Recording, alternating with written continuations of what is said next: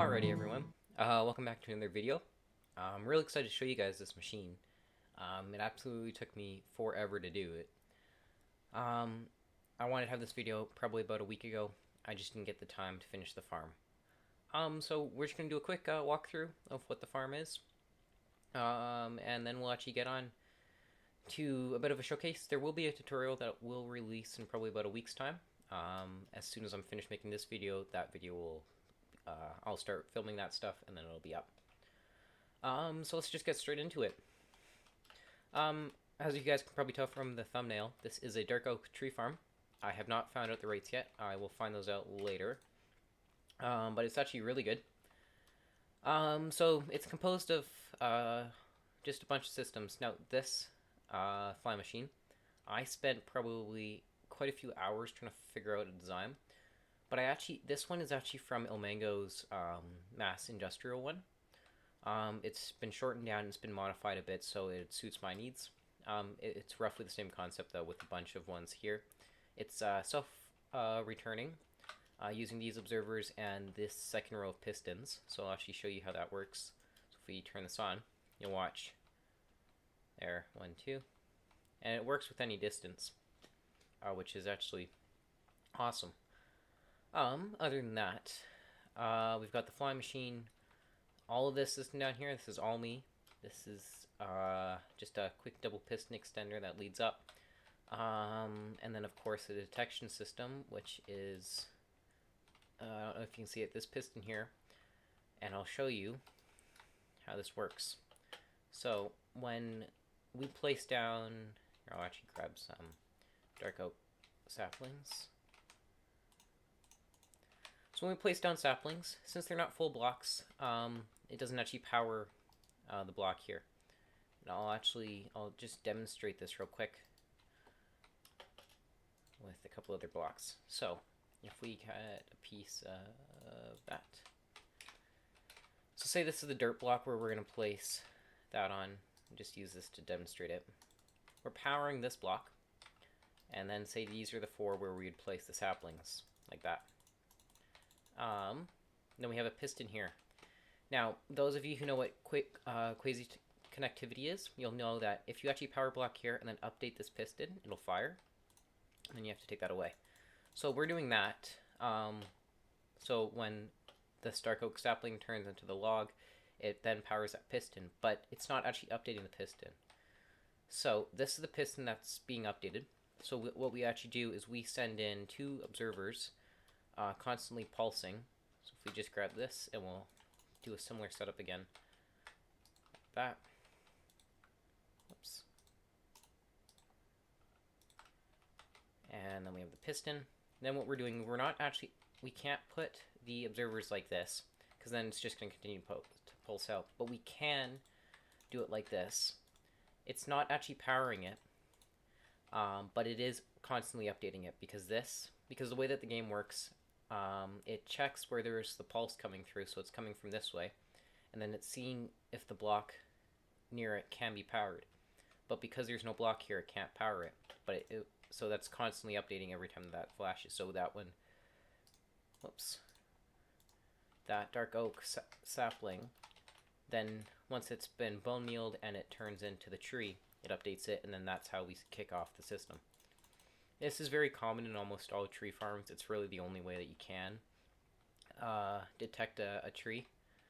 And then, of course, we've got the storage for all the items. So we get 3 items out of this. We get the dark oak log, we get sticks, and we also get apples. So we are actually recycling the apples, and we're sending them into a composter. And then that composter takes out, once it's full, it converts into bone meal. So it is self-sustaining. But you do have to be worried about this doesn't produce enough apples or a consistent amount of apples where it powers itself. So if you have like a skeleton farm or even like a wither skeleton farm, you just insert the bone meal here. So what we'll do is we'll actually grab a bunch of bone meal and we'll put it in here and it'll start taking it out. So it's running through this system and then it's going into this. Yep, here it is. So it's just being put into there.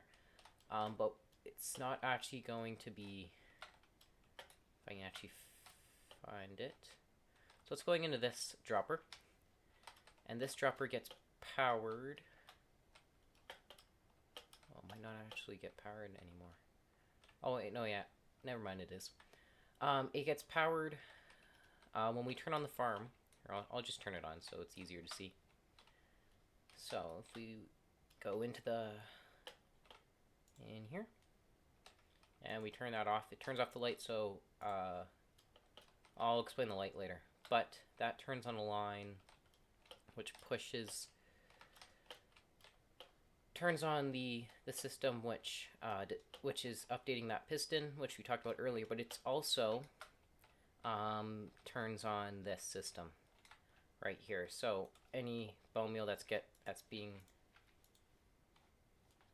I don't know why that's not.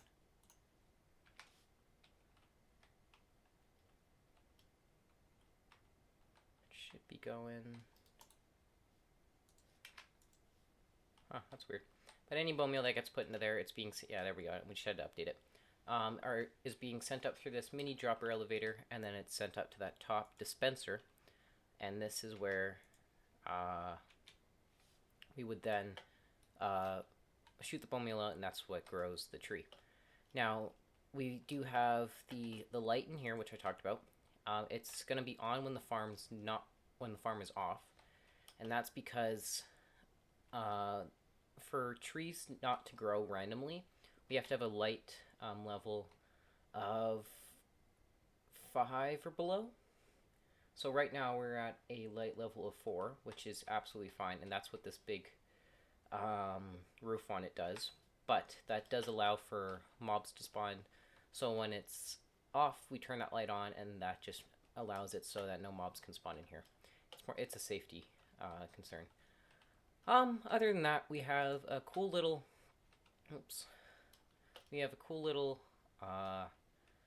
TNT dispenser. This is actually dupes TNT, so it'll drop too low, and then it'll drop too high. So I can actually just demonstrate that real quickly. So we actually just have a system that sends a pulse up here, and that's what updates this piston. So we'll see. And we always drop it low so that the items that are broken then fall into the water. It's, instead of items landing on top of blocks, they get stuck there, and when the next TNT comes down, it just blows up those blocks. You can actually see, blow up all those blocks, and there's only 4 pieces that come down, 2 at the bottom, 2 at the top, but there's nothing left there. And then that just falls down, goes through the couple little elevators, goes through that system to check to make sure that there's no saplings or sticks or apples that fell into this system, and then it sends everything up here.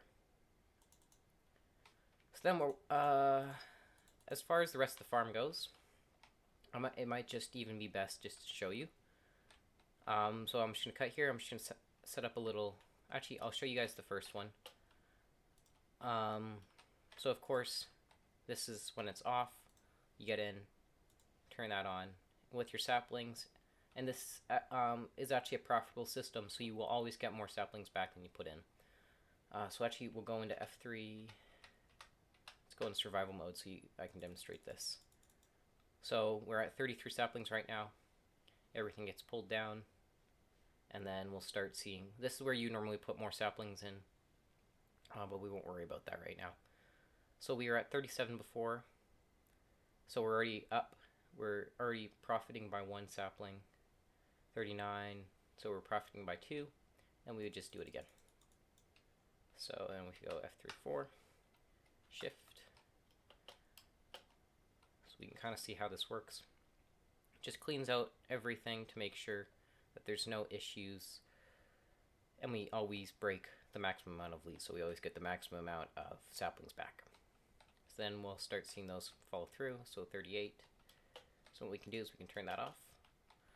Now I'm just going to set up a little command block script to place these here, and I'll show you guys how the rest of the farm works. So I'll just do that real quickly. Alrighty, so I just set up a little command block sequence. So it's just placing those there. Now we can actually see how the farm properly works. So you can see it would it builds the tree. Then we have the flying machine go over and push it over, and then we have the TNT start dropping and blowing up those blocks. So if we just, actually I'm also gonna take out these two and put them over here. So we can see pretty much how the farm works. So as we'll see, the bone meal process is timed, because if we bone meal it too early as this is going over, then it gets stuck and it breaks. So the circuit that's responsible for how long this is off is controlled by this, what's it called? Pulse lengthener. So we take a pulse and then we make sure that it slowly runs out over time. So you see right as it starts to run out and that turns off, we then can start bone mealing again. We do this because we, again, like I said before, we don't want this to grow right as this is over top. It ruins the farm and it just isn't efficient. So then what happens is we get or other circuits. We also turn off this system here, which is the updating system. So it's just to make sure that no blocks that are sitting there actually know what. So when we can actually see this work in action. So when it's bone mealed and it becomes a full block, this pushes over and that updates this piston. So it takes down that cauldron, which is what's powering this comparator. So we'll see what happens. Pulls it down, because if we leave that there and those these blocks are right there, what's happening is not something that's super great. It's sending another pulse through and then it just creates a clock. So that's why we take down this cauldron, so that we don't get a second signal come through.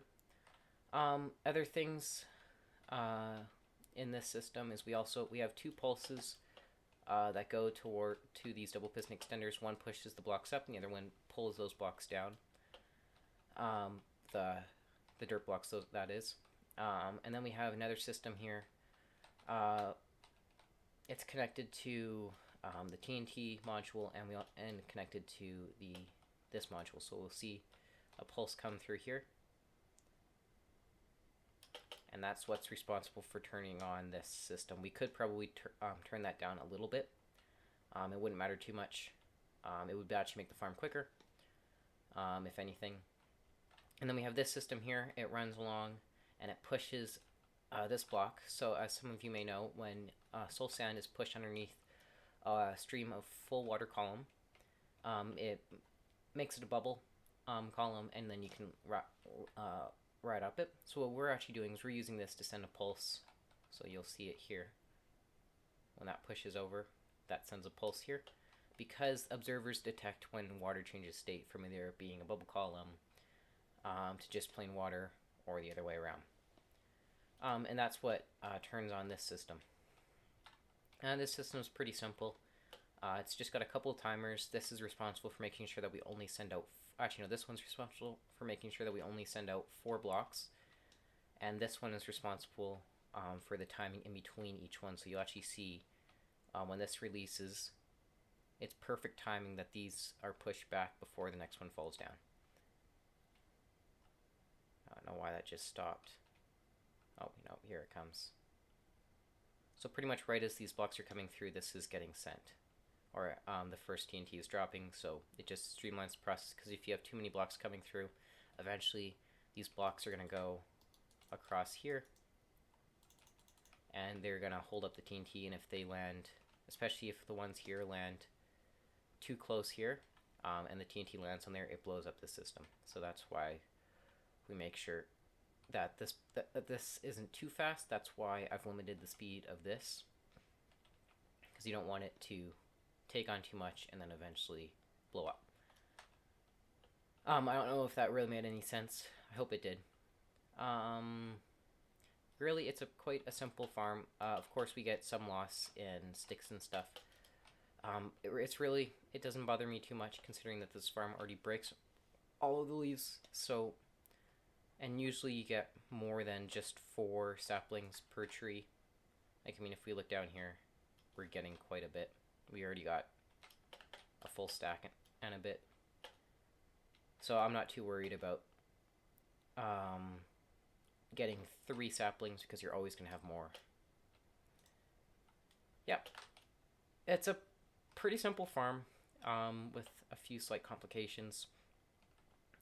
I think it's a great farm. Hopefully you guys stick around and subscribe for the tutorial. That tutorial, like I said before, will be coming out in about a week's time. But the only way you guys are actually going to see those tutorials is if you subscribe. I hope you guys do, and I hope, and if you guys have really liked it, then please consider it. These videos take quite a bit of time and quite a bit of effort.